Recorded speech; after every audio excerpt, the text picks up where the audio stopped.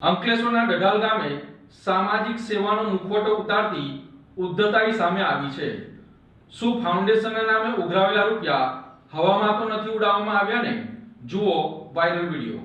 અંકલેશ્વરના ડઢાલ ગામમાં માનવતાને શરમાવે તેવા દ્રશ્યો સામે આવ્યા છે। પોતાને સામાજિક કાર્યકર ગણાવતા અને ટાઈગર તે ફાઉન્ડેશન ચલાવતા હનીફ પાંચભાઈના પુત્ર તૌસીફ પાંચભાઈએ અહંકારનું વરવું પ્રદર્શન કર્યું છે। તૌસીફ પાંચભાઈએ પોતાના ઘરની બારીમાંથી 500 અને 200ની નોટો હવામાં ઉડાવી જાણે તે આખા ગામને ખરીદી રહ્યો હોય। આ નોટો લેવા માટે ગ્રામજનોમાં થયેલી પડાપડી એ ગરીબી લોકોના લાચારીનો મજાક ઉડાવી રહ્યા છે।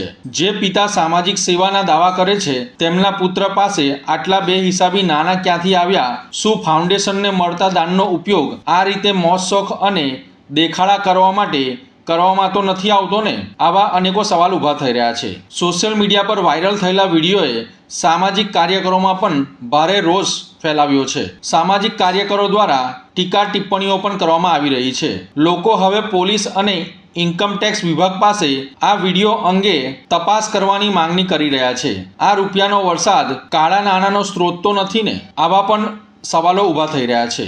સેવાના ઓઠા હેઠળ ચલાવતા આવા ફાઉન્ડેશનો અને તેમના પરિવારો દ્વારા કરવામાં આવતું આવું પ્રદર્શન સમાજ માટે ઘાતક રૂપ સાબિત થઈ શકે છે। તૌસીફ પાંચભાઈની આ હરકતે તેના પિતાના સામાજિક કાર્યો પર કાયમી કલંક લગાવી દીધું છે।